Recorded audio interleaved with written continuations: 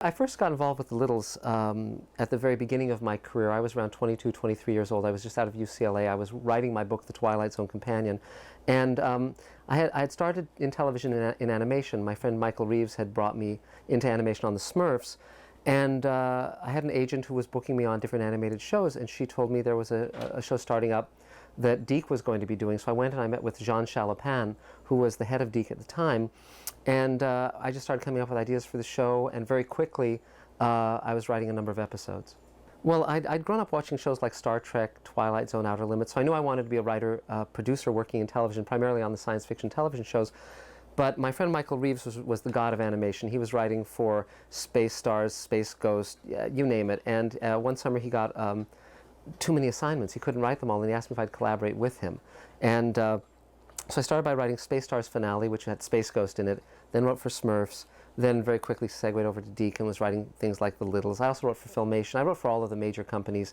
I was sort of the secondary god of animation at that time, and then jumped over to live action, started doing things like Star Trek The Next Generation and Deep Space Nine and Babylon 5 and those shows, and a bit of a fond farewell to animation.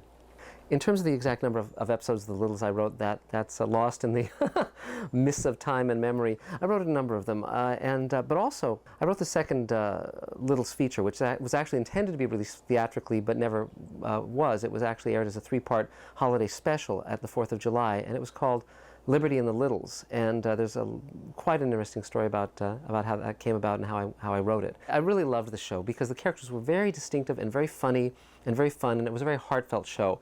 But it was very funny because when you start writing these kind of shows, the characters get into your head and you'll find yourself doing the voices. And so out in elevators, things like that, I'd be going, Dinky, you lame brain. Well, golly, Grandpa. And people would be looking at me and it's like, well, what are you looking at? What are you looking at? And but it kind of gets into your skin, and it was very fun. And so I wrote, for instance, Every Little Vote Counts, which was about the need of voting, the importance of voting. And I wrote something, I think it was called A Little Inconvenience, which was a little in a wheelchair. And you'd be trying to comment on issues of the day. And it was always fun to work the word little into the title. And Grandpa and Dinky and those characters, they were very fun. It's always fun when you have characters who are, very emotional and very hot-tempered. And so and yet there was a lot of affection that these characters had for each other. And I tend to wear my heart on my sleeve, whether I'm writing for Star Trek or Sliders or any of the other shows I do. And so it was a natural match for my own sentimentality. But as I was writing the episodes and as they were turning out very, very well, I sort of became one of the favored writers on The Littles. And I was writing for a lot of the other Deke shows as well. And so Jean Chalopin contacted me and said, let's have a meeting. We'd like you to write a Littles feature. And so I met with him and several other people. And Jean said, it's going to be the 100th anniversary of the Statue of Liberty, and the French, built the statue and gave it to America because they were very enamored of liberty. And we want to do a feature about the Littles going to the Statue of Liberty. But he said two rules. One, we can't have any jeopardy or any danger to the Littles, and we can't have any characters, either human or little, or characters who are Littles, who are shown in a bad light, who are villainous.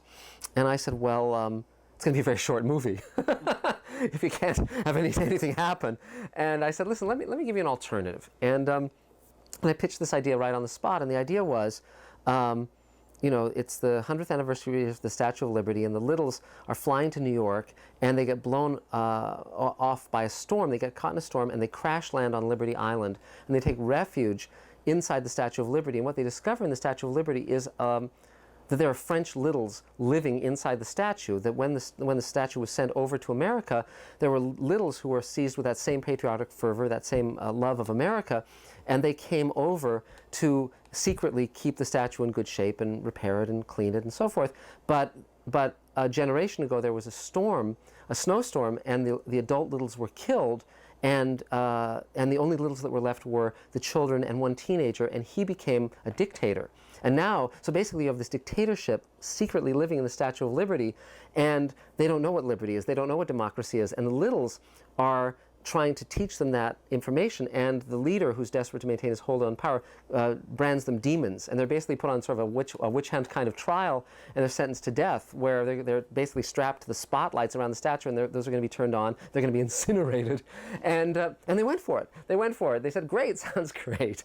And so I was doing this, wonderful ornate story. And I said to them, and it's one of the greatest things I ever said in my career, I said, you know, it'd really be great if I could actually see the Statue of Liberty.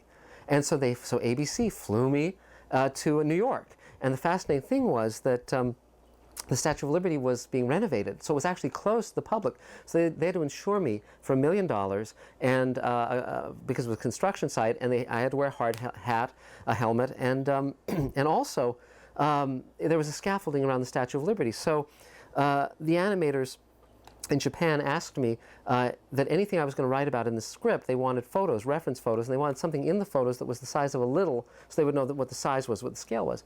So I took a Gumby, a bendable figure of Gumby, with me everywhere I went in New York, and so you don't know what it's like to be on a boat heading to Liberty Island with a group of construction workers at 5 in the morning holding your Gumby.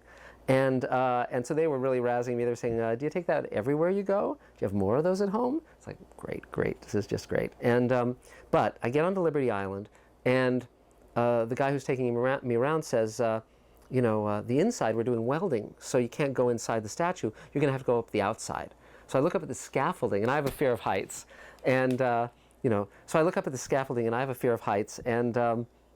But I know I have to do it because that's my job, and it's also very exciting. So I go up this rickety scaffolding, and you can look down through the slats to the rocks and the water below. You know, we're up hundreds of feet, and I'm climbing this thing with this guy and my Gumby.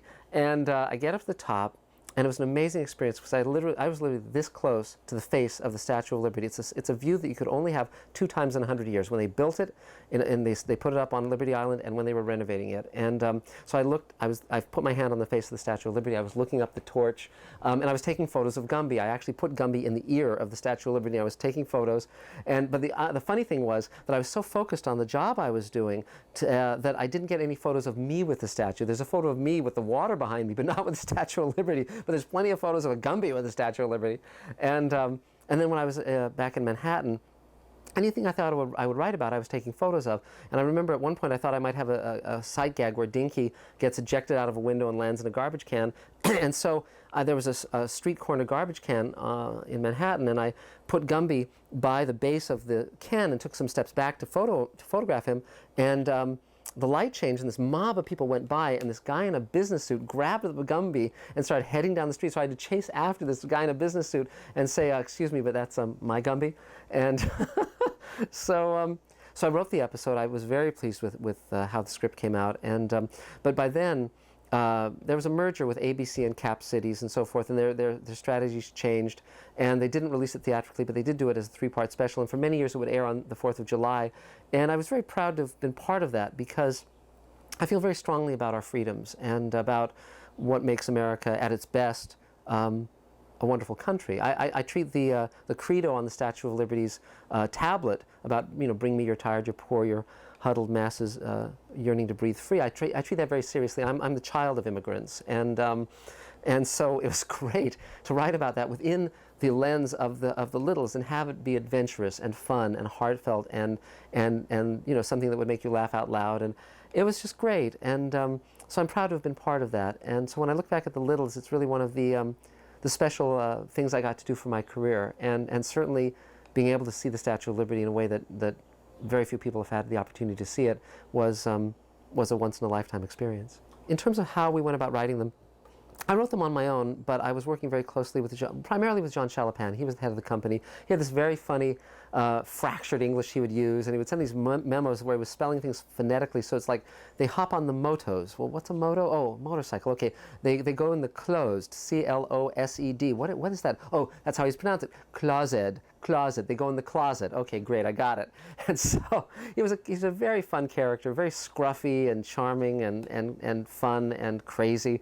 And so Jean and I would sit down and we'd talk about, okay, we haven't done this sounds like a good idea, or we'd be dealing with the network, and they'd say, okay, how about doing something along these lines? But then what I would do is I would, it was very, by then I was writing a lot of episodes for a number of their series, and as well as for Hanna-Barbera and Marvel and, you know, Filmation and so forth.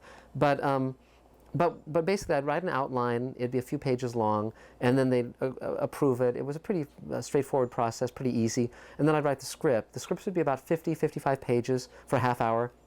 And you'd have about a week to write them, and then maybe a couple of days to do the whatever rewrites. It was very fast, and then they'd shoot it, they'd air it, and it was very direct and very fun. And I wasn't rewritten at all. I mean, basically whatever was on the air is what I wrote, and so there was a great sense of authorship and a great sense of creative freedom in that regard. And it was a good collaborative partnership, and it wasn't art by committee. It was just me and John and whoever the network executive would be at that time, and and that, I think it was Jenny Trias was the one we were dealing with, and that was it. And also, a lot of my friends were writing other episodes, The Littles, Michael Reeves and so forth. So we'd talk to each other and we'd say, okay, here's something I have in mind. I want to make sure that you're not doing something similar. We'd try to not step on each other's toes so that each episode would be fresh and funny and not be repeating what other episodes were doing. In that regard, we weren't given any interference. We were we were all of us in our 20s. We were young and ambitious, and many of us went on to, write best-selling novels and Emmy-winning TV shows and so forth. So this was really our proving ground. And I found when I got into live action on things like Star Trek: The Next Generation and Deep Space Nine and Babylon 5 and Sliders and all the things I've done. I've sold over 100 scripts over my career and been a producer and a director. I found that writing animation was a very good learning ground because you learn structure, you learn story, you learn character voice, you learn how to write quickly on deadline, you learn how to take notes and make each draft better than the one previous to it. And you also learn how to deal with executives. So everything I needed to work in live action, everything I needed to work on shows for Universal and CBS and NBC and ABC and all the pilots and all the things I've done, Deke and the other animation companies taught me. It was my university in television writing, and a very good university. Also, the funny thing is, of course, the characters are always in hot water, so you find that the phrase they say more than any other phrase is "Oh no," and because you know that things are not going to go smoothly for very long with the Littles or the Smurfs or any of those characters. In terms of character development, I was very hands-on. So they would say, okay, these are the basic characters. You have a series Bible, and it would have maybe the drawings, the illustrations of the characters, because I came aboard before they shot any of the episodes. So you would sort of try to get a sense of what the show was going to be like. I think they might have done a special at that point. So what you do is you try to expand the characters and grow them and deepen them. You give them relationships, you give them friends and relatives and so forth. And then once a character takes off, like you'll turn in a script and they'll say, oh, that guest character was very interesting. Let's do another episode with that character. Or they'll say, oh, this is interesting. When you have Dinky having this hobby or being into this thing. So you'll start something rolling, and then sometimes the other writers will pick it up and you'll say, oh, okay, you give you have the character do this here and the other, because we were tending to read each other's scripts as well. Just again, so we would see what we were doing. There was a sense of wanting the show to be consistent, and so we had a pride of workmanship. No one was slumming. No one was saying, "Oh, this is my left-hand work. I can just blow it off." Everyone was trying to do good work. I mean, it's funny because people, when they learn that I wrote for animation, they'll say, "Well, did you write with the kids in mind? Did you write with your audience in mind?" And I always say, "No, I was writing to entertain the kid in me." If I wrote a joke, it had to be something that I found funny. If I was writing an action sequence, it had to be something that I found exciting. So that was why when I said to ABC and Deke, fly me to New York. I mean, it was a great fun to have to go on an airplane to New York and so forth. I think it may have been the first or second time I was in New York, but I was also sincere because seeing the Statue of Liberty, seeing Liberty Island, I used a lot of that stuff. Seeing the hustle and bustle of New York, I took that in. Richard Manning, who was one of my bosses on a number of shows, described me as a method writer, which meant that I had to experience what I was going to write about.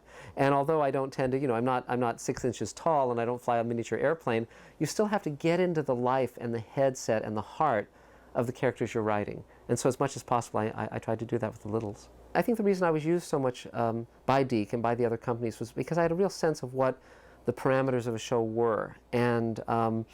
And what I would endeavor to do is work within the parameters of those shows. You don't want to violate the show. You're not going to do the the Littles S&M episode or something. I mean, you're gonna stay within the within what the show is. And fortunately, because I'm a sentimentalist, because I'm entertained these characters and by this notion of these miniature characters who kind of hide from humans. I was able to go with that. You'd get notes, but usually, if something was shot out of the water, it would usually be very early on, where you'd say, okay, here's a few ideas, and they'd say, well, we like that one, but we don't like that one. But more often than not, what it would be is Jean Chalopin would say to me, we want to do an episode about voting, or we want to do an episode about with a disabled character, and I'd eat that up. I loved that because I tend to be, in all of my writing, I tend to be very inclusive. I like having people of different backgrounds, different races, different ethnicities in what I write. I just co-wrote and directed the new Star Trek episode starring George Takei, and he gets marooned for 30 years on an alien planet and has a daughter who's mixed race, who's half black, and I loved that. Because, I live in Los Angeles, and when you go, out onto the streets or on the buses or wherever, there's people from all over the world. That's what I love about America. And you hear a mixture of languages. You hear a mixture of music and styles of dress. And I like to put that into my work. And that's, again, why I like The Littles, because The Littles, by its very nature, is, here's these little characters who are 6 inches tall, but don't try and kill them. Just, accept them for what they are and appreciate what they are. In terms of the books that were the basis for the Littles, we didn't reference those. I didn't read them. Later, I worked on a show called Animorphs that Scholastic did, and in that case, I read 14 or 15 of those books because I was creating the show and laying out the entire series. In the case of the Littles, because they had sort of already decided who the characters were going to be, and because there was a special that we could watch to get a sense of what the show was going to be, we didn't go back to the source material because really we wanted the show to be informed by itself. And in that case, I think it would have been dissonant to be going back to the source material simply because it wouldn't have been what the show was. And so, so in that case, I didn't read the novels, but I would have if someone had wanted me to. I certainly, as I'm a novelist myself, and I respect the printed word as well as the broadcast word, and so I have no disregard of source material. I appreciate it, but in this case, we didn't access it. No. Well, it's funny because people have asked me why they gave the Littles rat-like characteristics. The fans are very ardent in terms of these shows because they grew up with them, they love them, and I think they didn't just want them to be miniature humans. They wanted to give them something distinctive and somewhat magical, and the idea that they had these qualities, I think, and the pointed ears and all that stuff, it makes them distinct. It makes them their own race. It makes them different. And I think that's kind of cool. I mean, and also, anytime you have any kind of physical difference, you can play sight gags. Quit pulling my tail on, dinky, you dunderhead. You can do all that stuff, and so it's fun. And it also allows you to think, well, what would I do if I had a tail? How would I utilize that? People be stepping on it all the time, but I could also maybe reach out and grab a Coke or whatever. So it's fun to role play in that way. And but it's amazing when you meet people who've grown up watching the Littles or the Smurfs, any of these shows that we wrote for. I mean, none of us dreamed that 20, 30 years later, people would be talking to us about these things, that they would be, when I tell people I wrote for Smurfs, they go, oh, you wrote for Smurfs? It's like I opened King Tut's tomb or something. And, but of course I had that same experience when I wrote the Twilight Zone Companion and I talked to those writers who were, gods to me.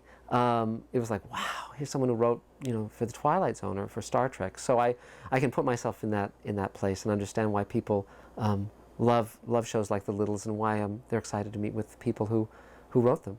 When we were writing for The Littles, and there was a great sense of camaraderie, and every now and then we would have meetings where a group of the writers would get together at Deke, and we'd sit and we'd just kind of talk about the show, or we'd be there with Jean or Andy Hayward, and there was just this enthusiasm. We were all 22, 23, 24, 25 years old, just starting our lives, just starting our careers. We were very ambitious. We were aiming for the heights, and we had a great sense of optimism. And I think that also shows through in the writing. I think there's a sense of, the Littles have sort of this can-do attitude, which I think is really reflected in what we were feeling at the time.